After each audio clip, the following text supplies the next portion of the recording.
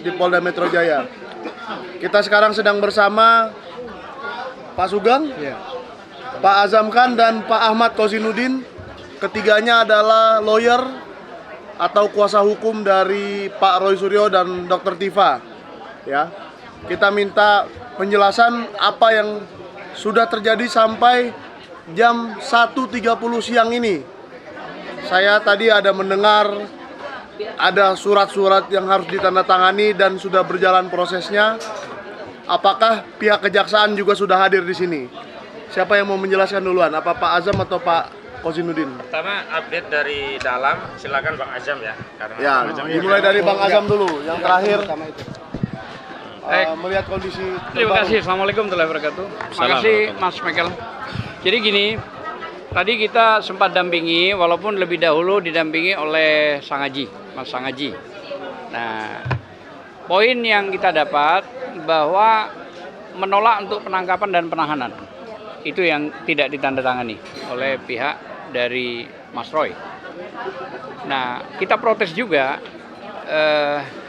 bahwa penangkapan ini tidak melalui prosedur menurut kita. Kalau kita ngacu pada KUHP 100 yang baru, itu harus ada 2 kali surat pemanggilan baru. Kalau tidak ada maka dijemput paksa. Nah, ini masalahnya semua terlampaui, tendang semua. Apalagi mengacu pada proses lewatnya waktu, gitu loh ya. Nah, sehingga permainan-permainan rekan dari kepolisian ini sangat sumir sekali, dipaksakan cara menangkap terus menahan seenaknya sendiri, gitu loh ya. Pada saat menangkap dan menahan tidak manusiawi juga. Orang mau bawa obat nggak boleh, orang mau salin sampai mau mandi nggak boleh. Itu maksudnya apa sih? Gitu loh. Oh, ini manusia kok. Ya, jadi pelanggaran HAM-nya juga ada, gitu loh ya. Nggak boleh begitu. Dan surat tidak pernah diterima. Misalnya ada surat panggilan ke-1 sesuai KUHP 100 ya, yang baru ya. Panggilan kedua tidak diindahkan, baru dijemput. Nah, ini proseduralnya tidak pernah ada surat sama sekali loh. Langsung mau datang suruh tanda tangani penangkapan dan penahanan. Nah, ini kan kacau. Nggak boleh begitu caranya. Nah, tadi sudah jelas tidak mau ditahan dan tidak mau ditandatangani oleh Mas Roy tentang penangkapan surat tersebut dan penahanan. Tapi tadi juga sempat mau dipasangkan baju orange, kita tolak, gitu loh ya. Ya sedikit agak tegang di dalam, tapi akhirnya pun ya diperbolehkan baju hanya dibawa, nggak boleh dipakai. Saya tidak memperbolehkan memakai baju oranye itu. Jadi silakan dibawa, nggak apa-apa, tapi jangan dipakai. Terus kita antarkan ke dalam ruangan di bawah, sambil lalu pas waktu adzan untuk sholat Jumat, jam 12:04 kita lepas ke dalam Mas Roy, kita keluar semua dengan Mas Sang Haji, ada Soraya juga waktu itu ikut.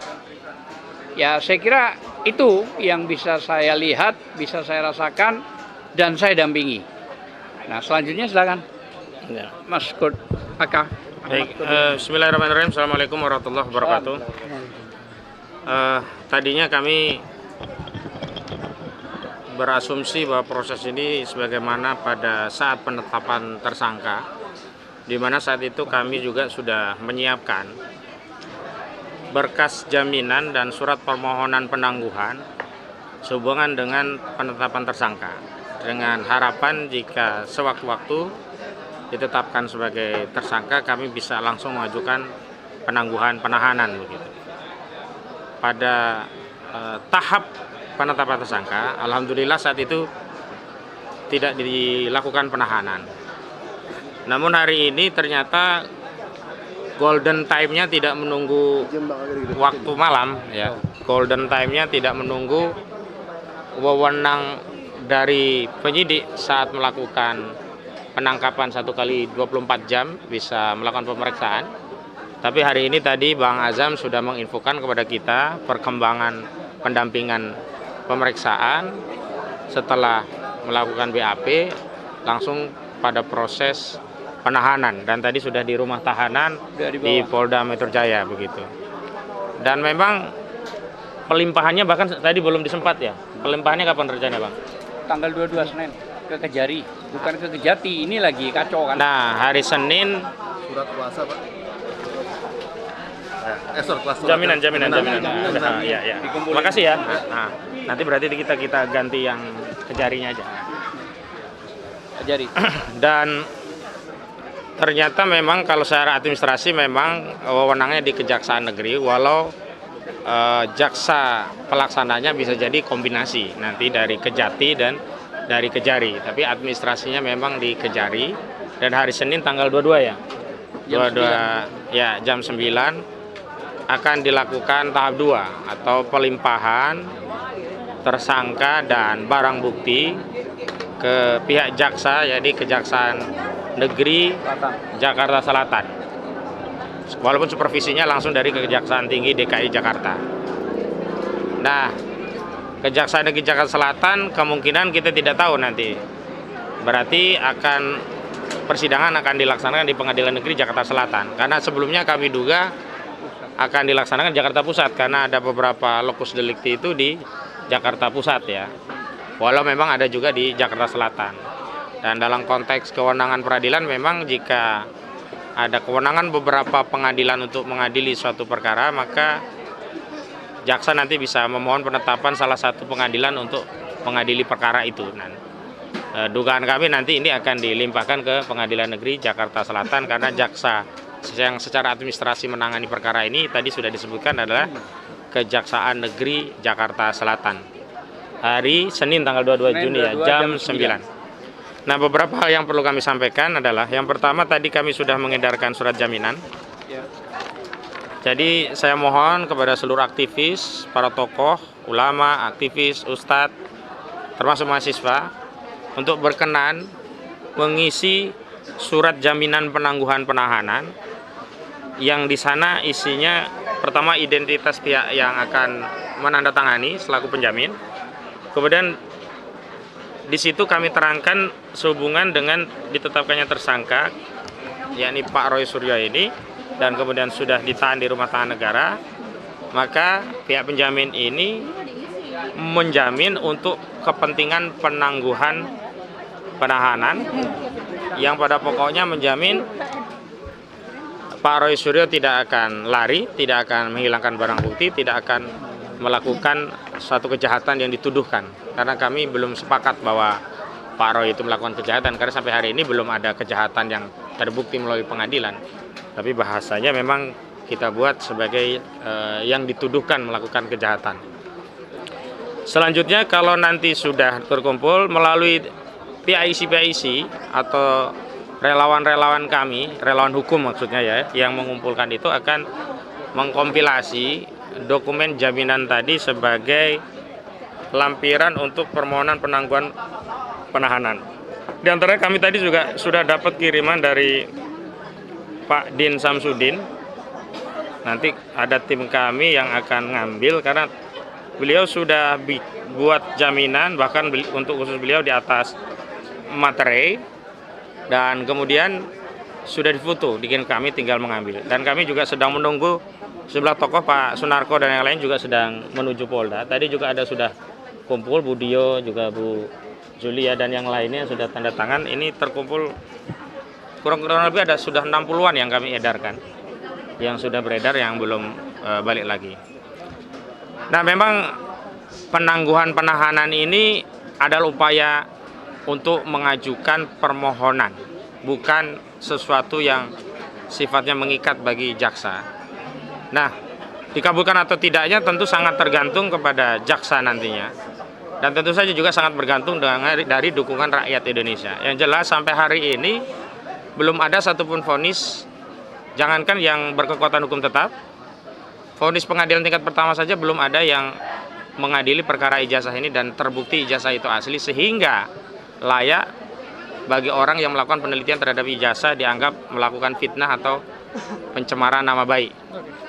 Dan perlu kami tegaskan, meskipun sudah ada buku yang direvisi oleh Saudara Rismon Hasyolan Sianipar, namun karena perkara ini sudah masuk tatanan pro justisia, maka otentikasi dari dokumen itu tidak bisa dilakukan oleh penulis, peneliti atau siapapun.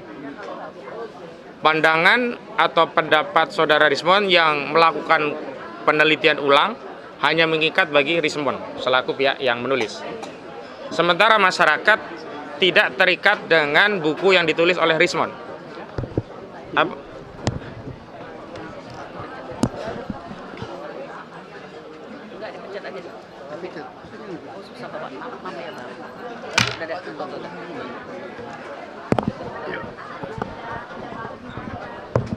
Baik, saya lanjutkan.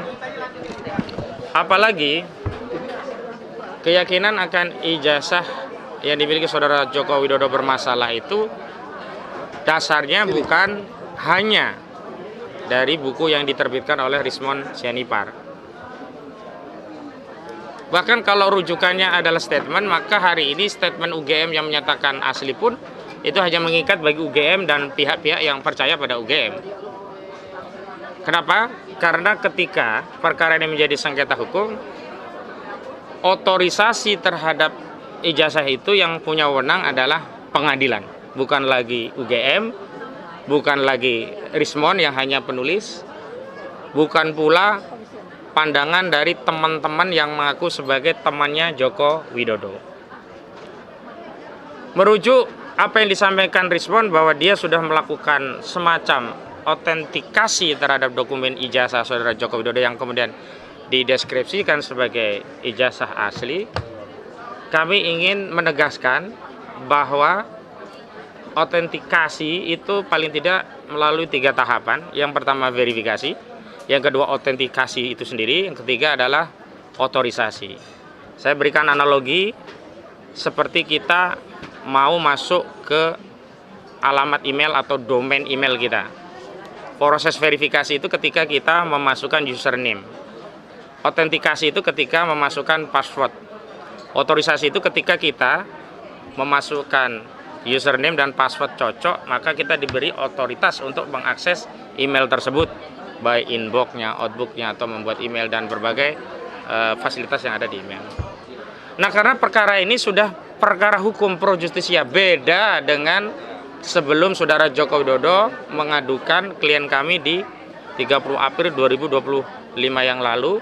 Misalkan saudara Rismond melakukan kajian ulang, mengautentikasi ijazah dan mengubah pandangannya, maka itu mengikat dan tidak perlu lagi butuh putusan pengadilan karena belum ada proses pro justisia. Nah, hari ini seluruh verifikasi yang dilakukan ahli ini tidak bernilai sepanjang tidak diadopsi sebagai pertimbangan hukum dari pengadilan.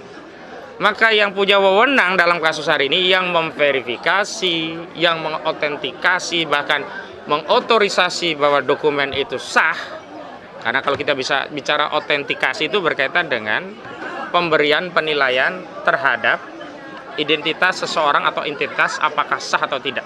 Dan hal ini kita sedang melakukan autentikasi kepada dokumen ijazah yang dimiliki seseorang, apakah sah atau asli atau tidak. Nah, karena itu sebenarnya apa yang dilakukan Polda ini juga bukan merupakan bukti bahwa Roy Suryo keliru penelitiannya, juga bukan merupakan bukti bahwa ijazah saudara Joko Widodo asli atau otentik.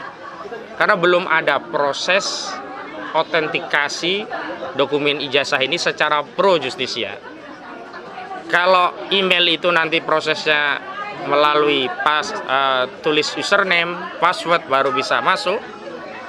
Nah, hari ini nanti yang menulis username itu adalah jaksa di pengadilan dalam dakwaannya. Kemudian autentikasi itu melalui pembuktian, ada bukti dokumen, bukti barang-barang, keterangan saksi, keterangan ahli, bukti petunjuk, termasuk keyakinan hakim. Itulah proses yang disebut dengan autentikasi yuridis dalam perkara yang sudah pro justisia. Nah, terakhir adalah otorisasinya melalui putusan pengadilan. Maka yang sah, yang bisa kita sebut sebagai autentikasi bukanlah tulisan Rismond atau tulisan siapapun, tetapi pertimbangan putusan pengadilan. Yang sah memberikan otoritas bahwa dokumen ini asli atau tidak adalah amar putusan pengadilan. Ketika amar putusan pengadilan menyatakan Roy Suryo bersalah dan dalam pertimbangannya telah menyatakan bahwa dokumen itu semuanya sah, baru bisa kita katakan ijazah itu benar. Tapi sepanjang belum ada putusan pengadilan, bahkan putusan pengadilan ini bukan putusan pengadilan tingkat pertama, kedua, atau tingkat pengadilan tinggi, tapi harus sampai putusan kasasi Mahkamah Agung. Kenapa? Karena di putusan tingkat pertama bisa saja nanti dibatalkan oleh tingkat kedua. Tingkat kedua bisa saja dibatalkan oleh tingkat kasasi.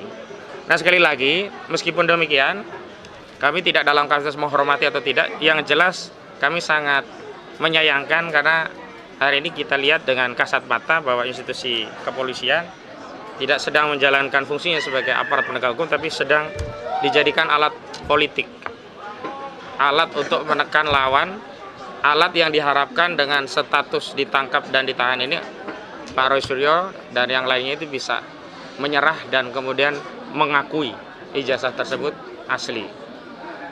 Nah, kepada Pak Roy Suryo dan keluarga, juga Dr. Tifa dan yang lainnya mudah-mudahan diberi kesabaran, dan kepada seluruh masyarakat, seluruh rakyat, Pak Roy Suryo sudah memberikan dedikasi waktu, bahkan resiko hidupnya yang hari ini ditahan. Nah, gantian kita memberikan insentif dengan memberikan dukungan yang jauh, berikan doa, dukungan yang bisa mengakses kami, nanti tolong kita sudah siapkan formulir jaminan sebagai lampiran untuk permohonan penangguhan penahanan. Yang mudah-mudahan nanti ini bagian dari ikhtiar kita untuk mencari keadilan. Sebenarnya begini ya, kalau proses hukumnya itu seperti kasusnya Luhut Binsar Panjaitan, ketika saudara Luhut Binsar Panjaitan menganggap Haris Azhar dan Fathia Maulidiyanti memfitnah dirinya, mencemarkan dirinya di kasus Blok Wabu ya di di Irian Jaya, Irian Barat, tambang emas ya. Itu Luhut Binsar Panjaitan benar-benar hanya menggunakan pasal 310 KUHP dan 311 yang tidak bisa digunakan untuk menahan. Sehingga apa? Haris Azhar dan Fathia Maulidiyanti bisa secara merdeka beradu alat bukti, argumentasi, data fakta persidangan dengan Luhut Binsar Panjaitan. Sehingga akhirnya kan hasilnya bahwa apa yang dituduhkan oleh Luhut Binsar Panjaitan tidak terbukti. Nah, ini nggak fair kalau sekarang. Katanya mau adu bukti, adu data, adu argumentasi, tetapi yang dilakukan justru dengan melakukan represi, dengan menahan dulu. Ini seperti repetisi kasusnya Bambang Tri dan Gus Nur.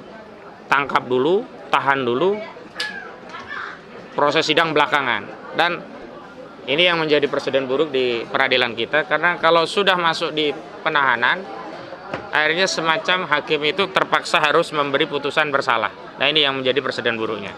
Jadi itu pengantar dari saya. Silakan ya. Pak Michael, ada pertanyaan lagi atau saya tambah? Ada tambahan? Iya. Dilengkapi. Iya, silakan Bang Azam. Nanti aja. Iya, saya mau mencoba untuk melengkapi ya dari awal. Ini penting juga. Tadi menyinggung soal masalah Rismond. Rismond itu tanggal 6 Mei sudah kita laporkan ya, tentang buku itu yang ditulis ya. Yang tidak pernah bisa menjawab saat di salah satu stasiun televisi saya berbicara. Dia tidak bisa menjawab ya.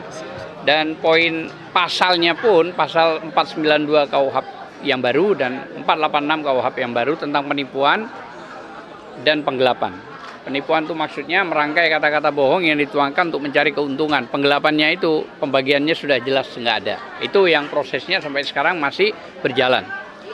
Nah, kalau kita mengacu pada kasus yang terjadi sekarang ini, Rismond dan Dr. Tifa, kenapa kita selalu mengatakan bahwa ini dilanggar semua aturan-aturannya? Kalau kita mengacu pada pasal 138 KUHP yang lama, 14 hari aturannya. KUHP yang baru 62 pasal ayat 4 ayat 5, 14 hari juga harus dikembalikan. Termasuk juga petunjuk pedoman petunjuk dari Kejagung 1 tahun 2026 bab 2 poin 51 sampai 54 sama juga 14 hari. Ditambah lagi pasal 79 sampai pasal 83 KUHP ya. Itu menjelaskan juga kalau nggak keliru ayat 3, ayat 4, ayat 5 itu menjelaskan juga kalau sudah ada SP3 maka nomor perkara yang ada itu, ini kan 3 orang SP3-nya, itu sudah tidak bisa dipaksakan. Tapi ini kan tetap aja dipaksakan, tetap nomor perkara itu dijalankan gitu ya. Padahal itu kan menyangkut laporan Jokowi. Jadi itu prosedur yang terjadi semua ditabrak gitu ya. Dan tambahan lagi saya akan mengulas yang tadi bahwa seharusnya seseorang itu ditahan dan ditangkap padahal sudah wajib lapor. Itu ada panggilan 2 kali, itu KUHP 100 yang mengatur, yang baru ya. Baru kalau sudah panggilan 2 kali tidak diindahkan, baru dijemput paksa. Ini kan sama sekali nggak ada surat, ya kan? Dan yang paling lucu harusnya bermain di tingkat Kejati, sekarang dilempar ke Kejari. Walaupun ada prosedur itu benar, tapi seharusnya di tingkat Polda ketemunya Kejati, di tingkat Mabes ketemunya adalah Kejagung. Nah, itu prosedur-prosedur yang sama sekali tidak diindahkan. Dan sampai detik ini belum ada fakta bahwa ada putusan yang ingkrah. Tadi sudah disebut juga sama Mas Aka, Ustadz Aka, bahwa ijazah tersebut asli. Nggak ada sampai sekarang itu. Jadi ini benar-benar sumir, dipaksa, obscure label, semuanya nggak jelas. Tapi dipaksa, pokoknya. Nah, ini masalahnya. Terbukti surat panggilan 1 kali itu penahanan, penangkapan tidak ada. Bagaimana? Gitu loh ya. Terus main tangkap begitu. Nah, inilah yang ditabrak semua aturan-aturan itu. Saya kira itu aja prosedur yang bisa saya lengkapi. Silakan yang lain. Ya, silakan Pak Sugeng.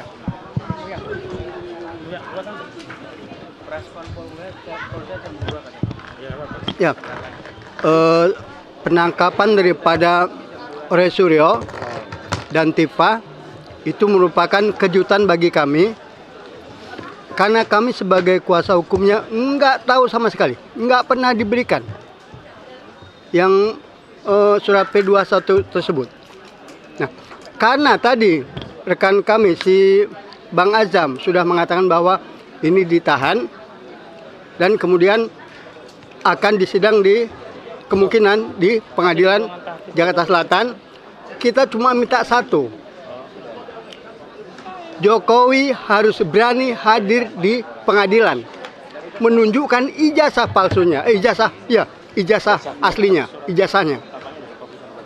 Jangan seperti yang sekarang-kadang ini, ya, cuma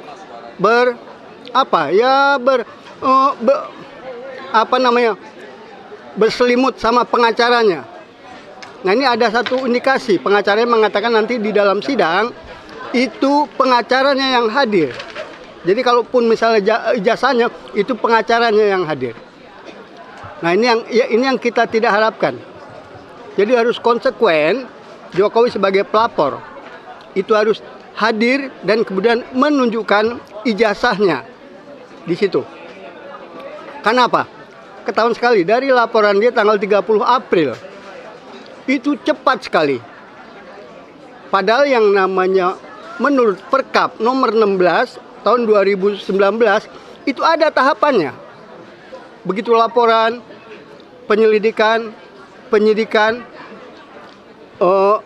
P21 itu ada di situ ketentuannya. Lalu ini kan enggak.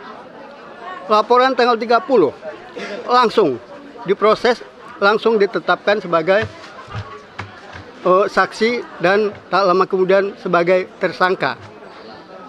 Ini sangat mengkhawatirkan sekali hukum yang begini. Dan kita harapkan sebagai warga negara Indonesia, khususnya kami sebagai kuasa hukumnya, minta nanti pada saat sidang pengadilan, Jokowi tidak berlindung kepada pengacaranya untuk menunjukkan ijazahnya. Itu. Karena tadi sudah dikatakan bahwa ijazah Jokowi bertahun-tahun sampai sekarang belum pernah berani ditunjukkan. Ya, itu saja tambahan dari saya. Oke. Jadi kalau pelapor tidak hadir, ini saya ada baca beberapa pasal nih, Pak. Mungkin Bang Azam bisa jelasin. Katanya kalau pelapor tidak hadir, padahal dia yang menyaksikan sendiri, bisa dijemput paksa, Bang. Bisa dijemput paksa Atas perintah hakim. dan bahkan kalau tidak hadir tanpa alasan yang jelas, bisa dipidana penjara 9 bulan. Benarkah itu, Bang? Coba, Bang. Karena itu tidak bisa dilanjutkan lagi. Coba Kalau itu. sudah demikian, masa ada pelapor yang sudah susah beratnya orang yang dilaporkan terus sampai ditahan, tahu-tahu di proses sidang ternyata dia tidak hadir. Karena tidak hadir, maka diperintahkan 2 kali untuk dipanggil kepada JPU dari hakim. Tapi kalau ternyata juga tidak hadir, maka perkara itu tidak bisa dilanjutkan. Tidak bisa dilanjutkan. Tidak bisa. Bagaimana mau dilanjutkan wong pelapornya nggak ada kok? Pelapornya gaib. Gaib nggak boleh, harus hadir. Ya, kalaupun misalnya sekarang bagaimana kalau pelapor misalnya di bawah tanda tangan, nggak boleh juga. Harus hadir, wajib. Kecuali itu yang bisa saksi. Oh iya, kalau saksi mungkin Ya, bisa di bawah tangan, bisa dengan sumpah bisa. Tapi kalau pelapor nggak boleh. Kan dia yang membuat masalah, dia melaporkan atas dianggap merugikan dia. Maka karena sebenarnya ini kan delik aduan absolut. Delik aduan absolut itu hanya poinnya yang lama 310, 311. Kan itu aja dan tidak bisa nahan harusnya. Tapi kan ada ditambah pasal 32, yaitu pasal ITE dan pasal 35 yang memungkinkan orang ditahan. Tetapi tidak bisa dibuktikan dulu di mana yang diedit. Kan pasal 32, 35 itu hubungannya itu satu rangkaian bahwa ada yang diedit. Loh, apa yang diedit? Nggak ada yang diedit. Nah ini kan suka-suka namanya. Dan saya sudah menjelaskan tadi, di KUHP 100 itu yang baru, orang dipanggil itu 2 kali. Kalau 2 kali orang tersebut tidak datang, maka dijemput paksa dengan surat. Lah ini langsung dengan surat tanpa ada surat. Bagaimana? Ayo. Memang nggak ada surat ya? Nggak ada surat panggilan, nggak ada. Karena alasannya apa? Untuk tidak melarikan diri, menghilangkan barang bukti. Apa? Orang tidak kemana-mana kok, gitu loh. Terus yang paling lucu lagi, mengulang-ulang. Apa yang diulang-ulang? Gitu loh. Nggak ada. Ini kan hanya termul aja yang bilang diulang-ulang. Gitu loh. Ya, saya kira itu. Jadi poin pentingnya kalau pelapor itu wajib hadir, bukan sunnah, wajib, hukumnya pidana loh ya. Kalau perdata itu kan gugatan. Bang, saya dengar tadi sebentar lagi Polda Metro Jaya akan mengadakan konferensi pers resmi ya. Jam 2 siang. Ini udah jam 2 lewat ini sedikit. Oh ya udah kalau itu kita tutup. Siapa Apa tahu kita kawan-kawan mau ke bergeser ke sana. sana? Iya. Ya, Biar silakan. kawan-kawan bergeser dulu aja. Dan kita akan respon nanti apa yang dikatakan oleh Polda. Setelah ini kita akan minta lagi Ah.